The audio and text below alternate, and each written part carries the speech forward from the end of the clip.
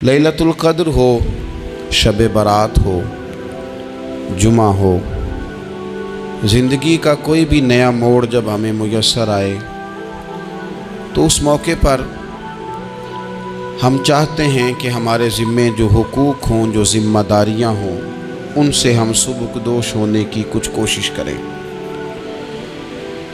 इस्लामी तालीमात के अंदर दो किस्म के हुकूक अल्लाह ताला ने इंसान के ज़िम्मे लगाए हैं। एक हुकूकुल्लाह हैं और एक हुकूकुल इबाद हैं। हुकूकुल्लाह भी बड़ी ज़रूरी हैं। बाज़ लोग हुकूकुल इबाद की बात करते करते हुकूकुल्लाह का मामला इंतहाई सादा कर देते हैं। वो भी बड़े ज़रूरी हैं। यानी क्यों बंदा फारिग बैठा है और बैठे बैठे उसने बिला वजह क्यों नमाज छोड़ दी? उसे कोई मसरूफियत नहीं थी, क्यों उसने नमाज का तर्क किया? ढेर सारे जवानों को मैं देखता हूँ, कोई ख़ास काम नहीं है, लेकिन इसके बावजूद वो जमात के साथ नमाज अदा नहीं करते। तो अर्ज़ करने का मकसद ये है कि क्यों नहीं जमात के साथ नमाज पढ़ी जा रही? कुरान मजीद ने कहा कि वरकाऊ मार राकीन, रुकू करने वालों के साथ करो। बिला वजह लोग ज़कात के मामले में हीलो हुज्जत से क्यों काम लेते हैं? जब ज़कात ज़रूरी है तो उसे अदा करना चाहिए। इसी तरह बहुत सारे लोग हैं जो माली वुसअत के बावजूद हज के लिए हाज़िरी नहीं देते, तो उन्हें जाना चाहिए। हुकूकुल्लाह का जो मामला है उसमें भी कोई कमज़ोरी दिखाने की, मसलन मैं कहता हूँ कि मजबूरी क्या थी? सहरी के लिए रमज़ान शरीफ में जिन लोगों को उठना होता है वो उठते हैं कि नहीं उठते? तो इसी तरह रूटीन में भी अगर हम नमाज की तरफ तवज्जो करें, एक बड़ा तबका है जो नमाज की तरफ तवज्जो नहीं करता। हुकूकुल्लाह का मामला मैं देखता हूँ कि हम टाइम निकाल के दोस्तों के पास जाते हैं, वक्त निकाल के अपने माँ बाप को, अपने अहबाब को, रिश्तेदारों को टाइम देते हैं। क्यों टाइम नहीं निकलता नफल पढ़ने के लिए? हमें अपनी ज़रूरत की चीज़ें सीखनी पड़ती हैं, तो क्यों टाइम नहीं हमारे पास तिलावत कलाम पाक के लिए? अल्लाह तबारक व तआला की बारगाह की हाज़िरी का ज़ौक़ बनाएं। दूसरा मामला होता है हुकूकुल इबाद का। ये शरीयत इस्लामिया में इंतहाई नाजुक मसला है। इंसान मुआशरती तौर पर बहुत सारे लोगों से वक्त गुजारता है, उठता बैठता है। कुछ लोग ऐसे होते हैं जिनके हुकूक उसके ज़िम्मा ज़्यादा होते हैं, कुछ के कम होते हैं। जैसे माँ बाप के हुकूक ज़्यादा हैं, निस्बतन चचा के मामू के हुकूक उससे कम हैं। निस्बतन असातिज़ा के, मशाइख के हुकूक उस दर्जे के नहीं जिस दर्जे के माँ बाप के हुकूक हैं। हमारे यहाँ बहन भाइयों के हुकूक निस्बतन ज़्यादा होते हैं, दोस्त अहबाब के हुकूक उससे कम होते हैं।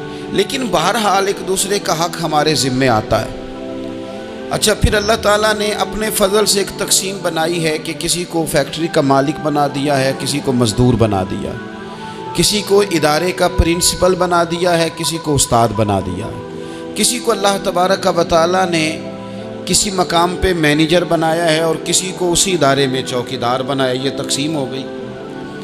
अब उसमें नज़ाकत पैदा हो जाती है कि जो मालिक है उसने ज़्यादा ख्याल रखना है मज़दूर का, अपने वर्कर का, अपने मुलाजिम का, चौकीदार का, उसने ज़्यादा ख्याल रखना है। होता ये है कि हम जितने ज़्यादा बड़े होते जाते हैं उतने ज़्यादा आराम पसंद होते जाते हैं। हमारा ये ख्याल होता है कि हक़ तो सिर्फ मुलाजिम का है कि वो हमारा ख्याल रखे, हक़ तो सिर्फ मुरीद का है वो पीर साहब के लिए हर तरह का अदब बजा लाए, हक़ तो सिर्फ शागिर्द का है।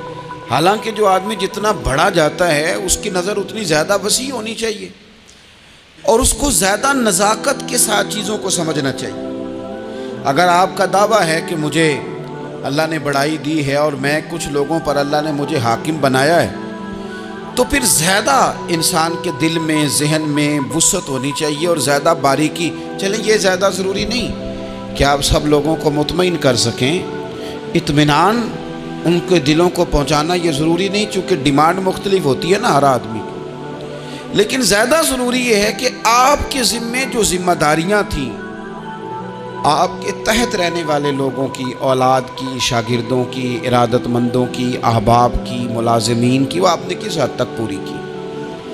نبی پاک صلی اللہ تعالیٰ علیہ وسلم نے ہمیں حقوق العباد کے معاملے میں زیادہ احتیاط کرنے کا کہا ہے، اور حضور سید عالم علیہ السلام نے صحابہ کے بھرے مجمع میں سے یہ سوال کھڑا کیا، فرمایا تم مجھے بتاؤ مفلس کون ہے؟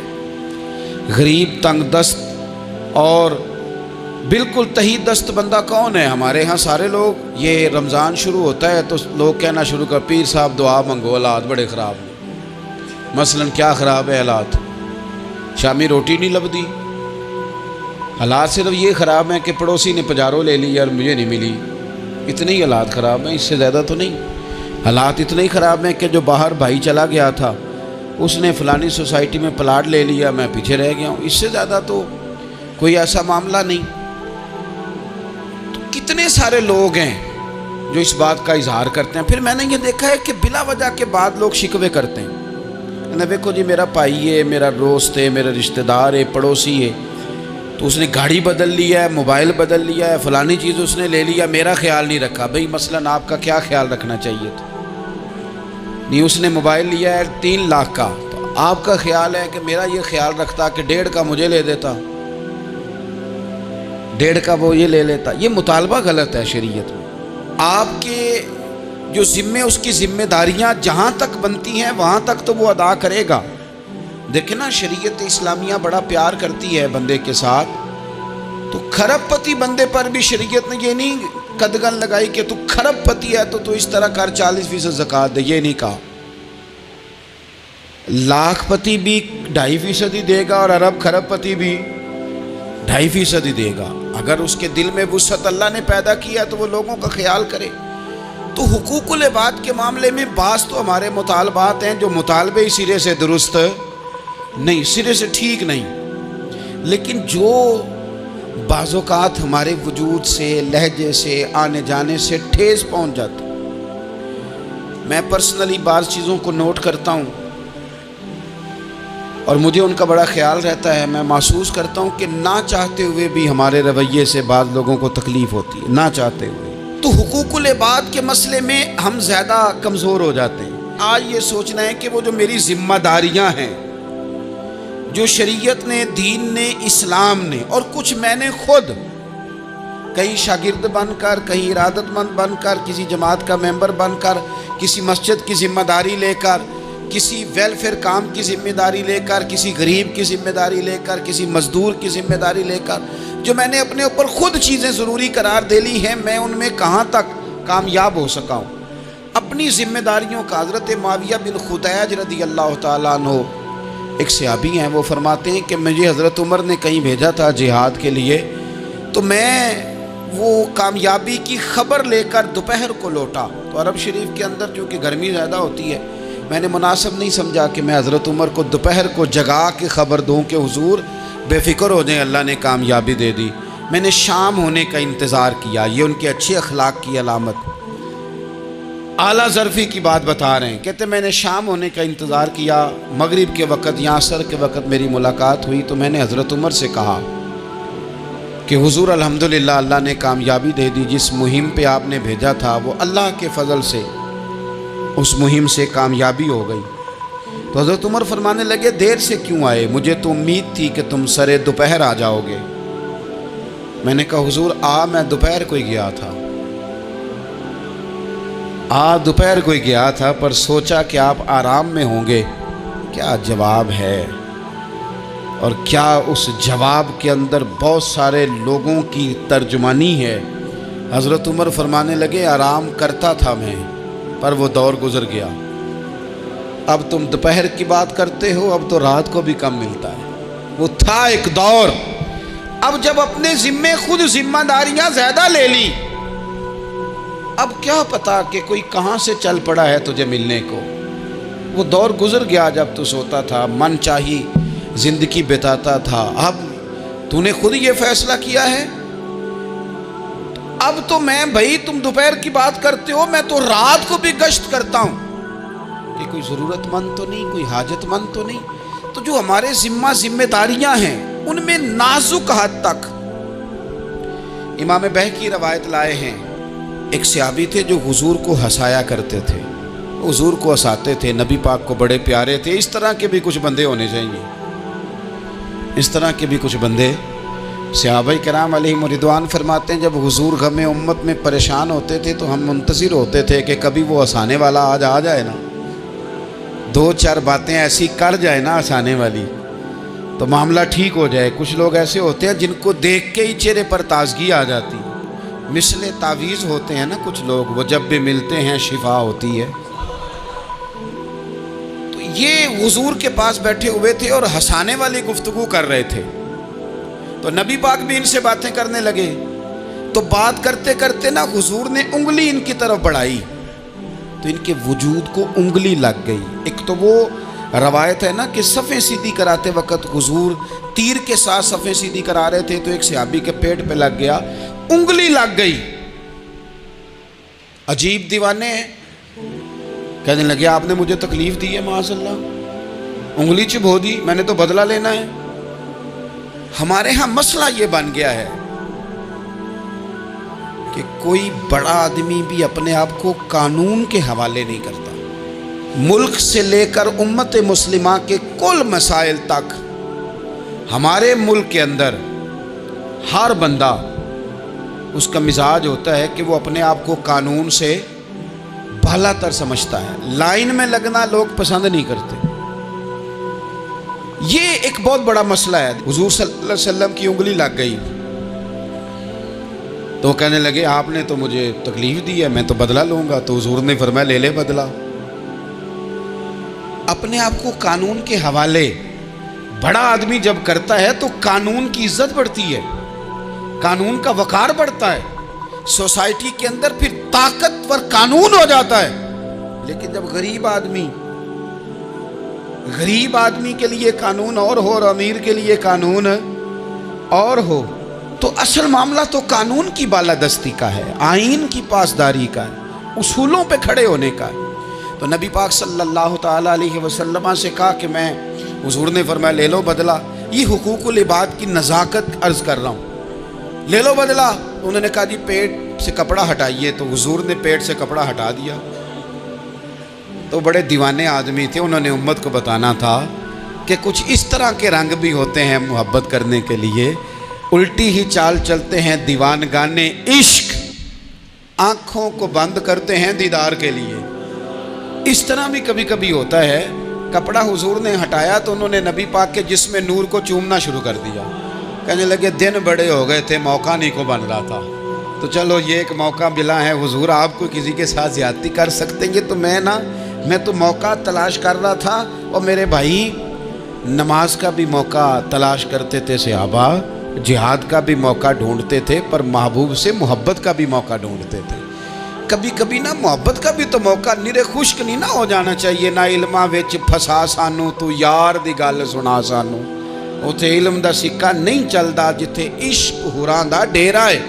تو کبھی ادھر بھی ہیں حقوق العباد کے معاملے میں نزاکت۔ اور پھر جو آیت میں نے قرآن پاک کی پڑھی، ایک تو یہ ہے کہ آپ لوگوں سے معافی لے، معافی مانگے۔ ہمارے ہاں نا معافی کا مزاج قبول کریں، جب کوئی بندہ معافی طلب کرے تو معافی، ہمارے ہاں معافی مانگنے کا رواج میں آپ یقین کریں سرے سے ہے ہی نہیں، بلکہ الٹا لوگ چڑھائی کر جاتے ہیں، کہتے ہیں اوہو تم نے معافی مانگ لی ہے تو معاملہ ہی ختم ہو گیا۔ اور جو آدمی، میں بڑے زمانے سے کہہ رہا ہوں کہ میرے ملک میں ایک رواج بنتا جا رہا ہے، جس کی زبان جتنی زیادہ سخت ہوتی ہے اس کا عروج اتنا زیادہ ہوتا ہے۔ جو تھوڑا سا شرافت کا مظاہرہ کرے لوگ اسے بزدل سمجھ لیتے ہیں۔ عزیز بھائیوں، اپنی زندگی میں معافی مانگنے کا مزاج بنائیں۔ آپ طلب کریں کہ یار مجھ سے غلطی ہو گئی، میں انسان ہوں۔ آپ یقین کریں ڈھیر سارے لوگ ہیں جن کے ذمہ ڈھیروں معافیاں ہیں، لیکن ان کا مزاج نہیں، ان کی طبیعت نہیں، ان کا تکبر آڑے آ گیا ہے۔ اور میرے نبی پاک صلی اللہ تعالیٰ علیہ وآلہ وسلم نے فرمایا تھا یہیں بدلہ دے دو، کسی کا دینا ہے تو یہیں معافی لے لو، یہیں، ورنہ فرمایا یاد رکھنا قیامت کے دن تو اس طرح ہوگا کہ اگر سینگ والی بکری نے بغیر سینگ والی بکری کو مارا ہوگا اسے بھی قیامت میں بدلہ دینا پڑے گا۔ یہی معافی تلافی لے لو، یہی۔ تو ہمارے ہاں مزاج نہیں، مزاج بنائیں نا آپ، معافی کا مزاج بنائیں۔ رسمی ویسے معافیاں مانگتے ہیں، آج پہ جا رہا ہوں بھائی اگر کوئی ہو گئی تو معاف کر دینا، یہ تو رسم ہے، تو بڑی دنیا ادا کرتی، آپ کو پتہ ہے کہاں آپ کو معافی لینی ہے. تو جہاں جہاں اس طرح کے معاملات ہیں وہاں آپ کلیئر کریں. صحیح بخاری میں حدیث ہے حضرت ابو ذر غفاری سے، جب کسی نے کہا کہ آپ نے اسی طرح کے کپڑے خود پہنے ہیں جس طرح کہ آپ کے غلام نے پہنے، یہ کیا معاملہ ہے؟ تو فرمانے لگے، اعلانیہ خود بتانے لگے، فرمانے لگے مجھ سے ایک دفعہ غلطی ہو گئی تھی، میں نے ایک غلام کو جھڑک دیا تھا تو نبی پاک نے مجھے تنبیہ فرمائی، تو میں نے اس غلام سے معافی بھی مانگی، اور اس دن سے لے کر آج تک میں جس طرح کا خود لباس پہنتا ہوں اسی طرح کا اپنے غلام کو پہناتا ہوں. تو وہ خود بیان کر رہے ہیں، وہ لوگ اظہار کر رہے ہیں کہ ہم نے یہاں نبی پاک علیہ الصلوۃ والسلام کے تنبیہ کرنے پر ہم نے اپنے غلام سے، خادم سے یا کسی غلام سے معافی مانگی. تو معافی مانگنے سے بندے کا قد کبھی چھوٹا ہوتا ہے؟ میرے نبی پاک علیہ السلام نے فرمایا جو معافی مانگ لے اللہ تو اس کی عزت میں اضافہ کر دیا کرتا ہے. تو اس لیے ایک تو جہاں یہ معاملہ ہے وہاں، اور دوسری جو آیت میں نے تلاوت کی اس میں اللہ کہتا ہے کہ غصہ پی بھی جاؤ، معافی مانگو بھی اور معاف کر بھی دو. والکاظمین الغیظ والعافین عن الناس، فرمایا وہ لوگ جو غصہ پی جاتے ہیں اور لوگوں سے درگزر کرتے ہیں، لوگوں سے درگزر کرتے ہیں. واللہ یحب المحسنین، اللہ ان احسان کرنے والوں سے محبت فرماتا ہے، ان سے اللہ پیار کرتا ہے. تو رب فرماتا ہے جو غصہ پی جاتے ہیں والعافین عن الناس، اور لوگوں سے درگزر کرتے ہیں. ایک تو معافی مانگے اور دوسرا معاف کر بھی دیں. اگر دل میں کوئی بات ہو تو معاف، ہر روز لوگوں کو معاف کر کے سویا کریں. پہلے تو اس طرح کا کوئی کام ہی نہ کریں. ایک شخص نے جملہ کہا تھا، لکھا تھا، کمال لکھا تھا، اس نے کہا تھا کبھی ایسا کوئی کام نہ کرنا کہ کوئی تمہاری وجہ سے جا کے رب کے سامنے رونا شروع کر دے. ایسا کوئی کام نہ کرنا کہ کوئی بندہ تمہاری شکایتیں اللہ رسول کو لگائے. اس طرح کا کبھی کام نہ کرنا کہ وہ تڑپ اٹھے اور کہے اب تمہارا شکوہ میں نے وہیں کرنا ہے. کچھ لوگوں کی شکایتیں کرنی پڑتی ہیں، اللہ رسول کی بارگاہ میں بھی، اپنے مشائخ کی بارگاہ میں کر دیتے ہیں. بعض اوقات انسان وہ بے بسی کے عالم میں کرے یا بہت زیادہ تکلیف اسے سہنی پڑے تو تب کرے، ہو جاتا ہے. تو ایک تو ایسا کریں نا، اور کوشش کریں لوگوں کو معاف کر دیں، اپنے دل سے چیزیں نکال دیں. دو لوگ بیٹھے تھے نا حرم مکہ میں، ایک صاحب کہہ رہے تھے کہ میرے اوپر وہ بدر میں جو قتل ہو گئے کفار، ان کا ذکر چل رہا تھا، تو دونوں گفتگو کر رہے تھے بدر میں ہمارے اتنے لوگ مسلمانوں نے مار دیے. تو ایک ان میں کہنے لگے کہ اگر میرے اوپر قرض نہ ہوتا اور میرے چھوٹے چھوٹے بچے نہ ہوتے تو میں تو تلوار لے کے جاتا اور مدینہ شریف جا کے معاذ اللہ بدلہ لے آتا. دوسرا کہنے لگا میں دیتا ہوں نا تیرے بچوں کا خرچہ بھی اور میں تیرا قرضہ بھی اتارتا ہوں، تو جا. اس نے کہا پکی بات ہے؟ کہا ہاں، قرضہ بھی میں اتار دوں گا، تیرے بچوں کا خرچ بھی اٹھاؤں گا، تو جا. اس نے خنجر تیار کیا، تلوار تیار کی، گھوڑے پہ بیٹھا، گلے میں وہ تلوار اس نے اپنے ڈالی اور مدینہ شریف آ گیا. اتفاق کی بات یہ کہ ملاقات حضرت عمر سے ہوئی. جناب عمر کہنے لگے مجھے تیری نیت ٹھیک نہیں لگتی. پکڑا کدھر آئے ہو؟ کہنے لگا میں تو بدر کے قیدیوں کے بارے میں بات کرنے آیا. فرمایا تلوار لے کے چل تجھے حضور کے پاس لے کے جاتا ہوں. نبی کریم کی بارگاہ میں لے گئے تو حضور فرمانے لگے کیسے آئے ہو؟ کیسے آنا ہوا؟ کہنے لگے جی میں تو بدر کے جو قیدی آپ کے پاس ہیں ان کی بات کرنے آیا تھا. تو حضور فرمانے لگے چل پھر باقی کی میں سناؤں. خیال آیا مسلمان نیک و بد پہچان جاتے ہیں، محمد آدمی کے دل کی باتیں جان جاتے ہیں صلی اللہ تعالی علیہ وسلم. فرمایا میں سناؤں؟ حضور کیا؟ فرمایا تم اور فلاں بن فلاں وہاں بیٹھے ہوئے تھے نا حرم مکہ میں فلاں پہاڑ کے ساتھ ٹیک لگا کے، اور تم نے یہ کہا تھا نا کہ قرضہ نہ ہوتا، بچے چھوٹے نہ ہوتے تو بدر کے مقتولین کا میں بدلہ لیتا. یہ سارا کچھ طے کر کے پھر آئے ہو تلوار لے کے، اور یہاں کہتے ہو میں قیدیوں کے بارے میں بات کرنے آیا تھا. اس کے تو پسینے چھوٹ گئے، وہ تو بے حال ہو گیا. اس نے کہا اس کا تو سوائے اس کے اور میرے کسی کو نہیں پتا، اور اگر آپ کو پتا چل گیا ہے تو پھر آپ اللہ کے سچے رسول ہیں. تو حضور اگر آپ کو پتا چل گیا ہے کہ میں قتل کرنے کے ارادے سے آیا ہوں، میں معاذ اللہ بدلہ لینے آیا ہوں، اللہ کرے آپ کو سمجھ آئے میری بات کی. یعنی ایک تو یہ ہے کہ بندہ وہ پکڑا گیا ہے اور ایک یہ کہ کسی کو پتہ چل گیا ہے کہ یہ اس کام آیا ہے، پھر لوگ جب معافی دیتے ہیں تو بڑی کہانیاں سنا کے دیتے ہیں، ایسے نہیں دیتے۔ حضور اب آپ کو پتہ چل گیا ہے تو کیا کریں گے؟ تو حضور فرمانے لگے تو بتانا تیرے ساتھ کیا کریں؟ اس نے کہا کہ میں نے سنا ہے آپ معاف بڑا کر دیتے ہیں، یعنی یہ گھر سے کو پیار کرنے نہیں آیا، پھولوں کا گلدستہ لے کے نہیں آیا، تلوار لے کے آیا ہے، لیکن یہ میرے محبوب کا حوصلہ ہے، اور آیا بھی عین مسلمانوں کے بیچ ہے، جو چاہیں اس کے ساتھ کر سکتے ہیں۔ اس نے کہا معاف کر دیں، تو حضور نے فرمایا جا میں نے معاف کیا۔ حضور نے معاف کیا۔ وہ کہتا حضور معاف کر رہے تھے اور رب میرے دل میں ایمان کو تازگی عطا فرما رہا تھا، حضور نے معاف کیا اور میں نے کلمہ پڑھنا شروع کر دیا۔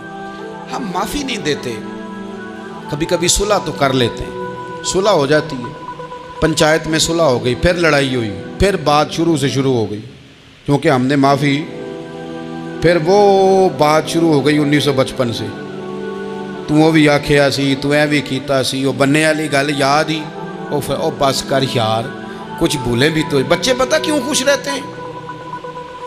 آپ کو پتہ ہے بچے کیوں خوش رہتے ہیں؟ بچوں کو بات بھول جاتی ہے، اس لیے بچے، اماں نے ادھر 2 تھپڑ مارے 3-4 منٹ پہلے، اور اگلے 5 منٹ میں اماں نے پھر ماتھے کا بوسہ لیا تو بھول گئی بات۔ اللہ کرے کوئی تھوڑے تھوڑے بچے بھی بن جائیں، یہ جو بہتے سیانے ہیں نا، ان کا بھی اللہ ہی حافظ ہے، عقل زیادہ آ گئی ہے نا۔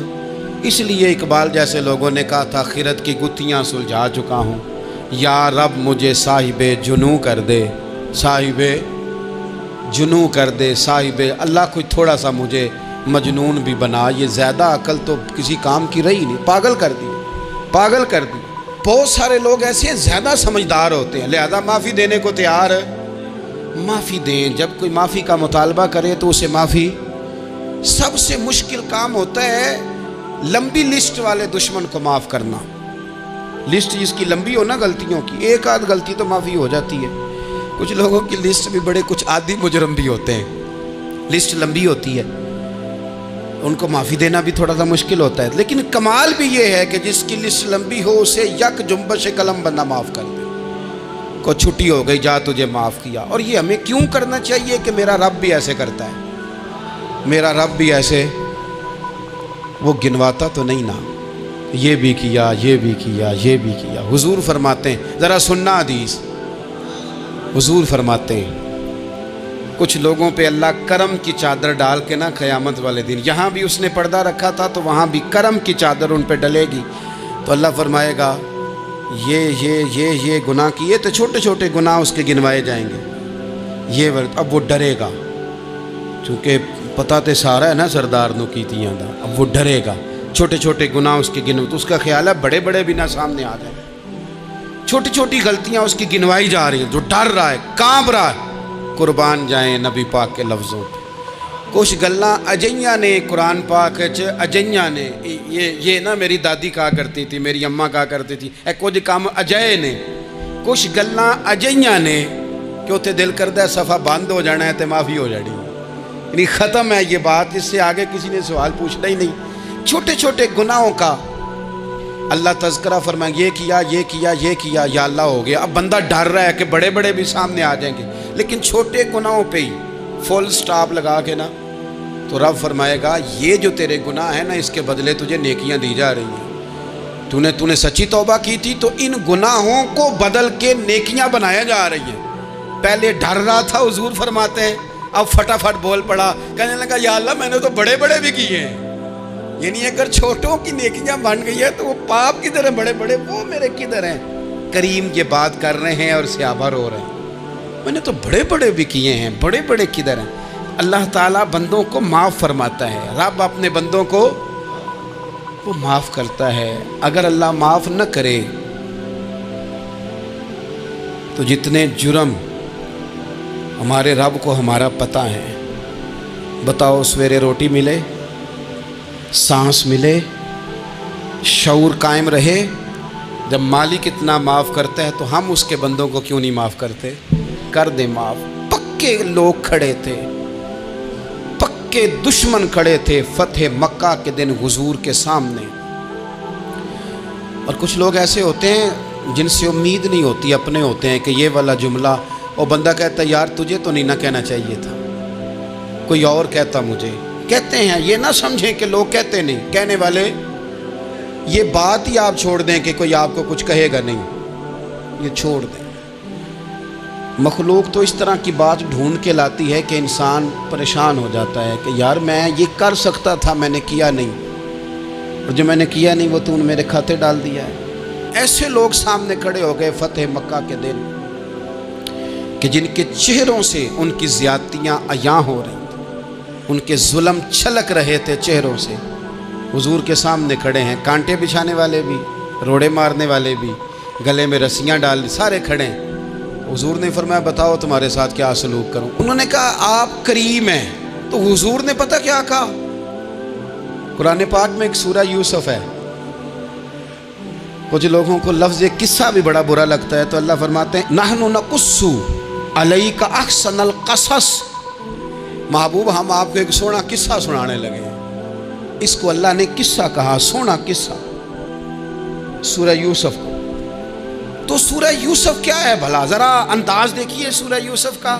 پہلے حضرت یوسف لاڈلے ہیں باپ کے، لاڈلے. پھر اسی جناب یوسف کے منہ پہ تماچے ہیں. پھر وہی جناب یوسف کنویں میں ہیں. پھر کنویں سے بچ گئے. کنویں میں گرا بھی بندہ کبھی بچتا ہے؟ بچ گئے. اللہ کی شان ہو تو بچ جاتا ہے. بچ گئے. فرماتے ہیں میں نے سمجھا بچ گیا ہوں. جب بچ گیا تو بڑی تکلیف ہوئی. بھائیوں نے کہا ہمارا غلام ہے، ہم نے بیچنا ہے. سگے بھائیوں نے بیچا، جو باپ کی طرف سے سگے تھے بیچا. فرماتے ہیں میں بکا. اب بڑا پریشان تھا کہ یار کبھی آپ غور کریں نا، کسی کا ریٹ لگ جائے. فرماتے ہیں اب بڑا پریشان تھا، اور جب میں مصر میں گیا تو میں کونے میں کھڑا ہوں اور لوگ مجھے خرید رہے ہیں. محبت میں یہ قصہ سنانا تو آسان ہے کہ بی بی اٹی لے کے آ گئی تھی، پر جو بیکرا ہے اس کا بھی تو حال دیکھو نا کیا ہے، اس کا ریٹ لگ رہا ہے. یہ بھی تو بڑی. اور جناب یوسف کہتے ہیں پھر عزیز مصر نے خرید لیا تو بادشاہ کے گھر گیا تو کچھ سکھ کا سانس آیا. یہ حضرت یوسف ہیں، یہ لاڈلے ہیں. فرماتے ہیں سکھ کا سانس لیا ہی تھا کہ جناب زلیخا نے الزام لگایا. اور وہ غلطی معاذ اللہ جس کا تصور بھی نہیں، اس کی پاداش میں سالوں جیل کاٹا. لیکن خدا کی حکمت ہے نا، اللہ کا کرم ہے نا، جس ملک کے وہ قیدی تھے رب نے اسی ملک کا حکمران بھی بنا دیا. یہ اللہ کی حکمت ہے نا، تقاضے ہیں نا. صبح کے تخت نشین شام کے مجرم ٹھہرے، ہم نے پل بھر میں نصیبوں کو بدلتے دیکھا.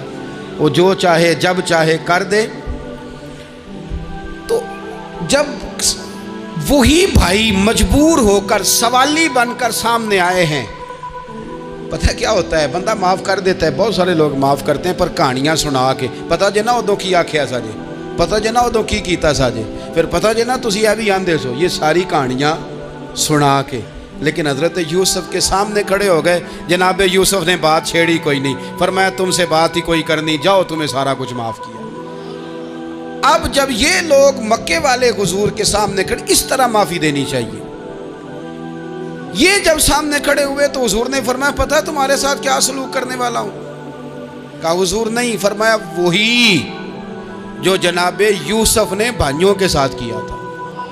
پچھلا صفحہ پلٹنا ہی کوئی نہیں. جاؤ تمہیں معاف کیا، جاؤ تمہیں معاف کیا، جاؤ تمہیں معاف کیا. اور صرف معاف نہیں کیا، ساتھ عزت بھی دی. سب سے زیادہ مقابلے تو حضرت ابو سفیان نے کیے تھے نا، آخر تک وہ آئے تھے. آج وہ کلمہ پڑھ رہے ہیں، سردار ہیں، کلمہ پڑھ رہے ہیں. تو نبی پاک نے صرف معافی نہیں دی، عزت بھی دی.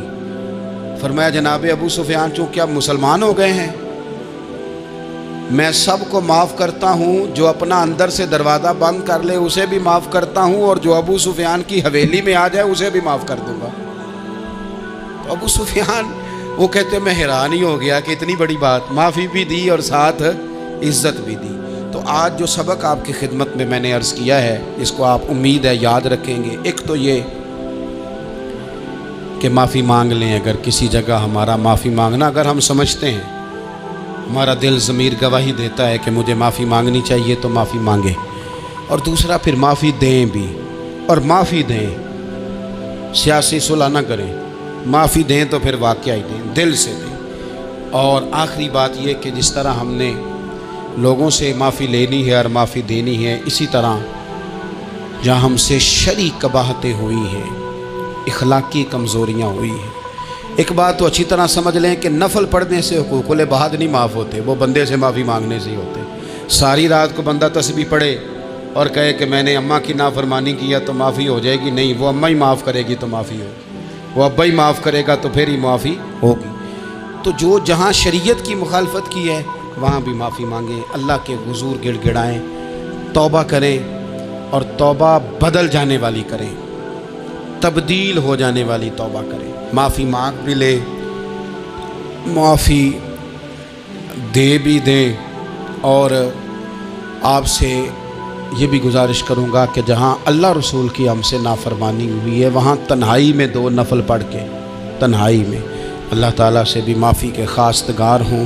یاد رکھیں جب اس کی خفیہ تدبیر آ گئی تو پھر معافی کا وقت ہو سکتا ہے خدا نہ کرے ہمیں نہ مل سکے، تو اب وقت ہے، خوب استغفار کریں، خوب معافی مانگیں۔ اللہ تعالیٰ آپ کو اور مجھے عمل کی توفیق عطا فرمائے۔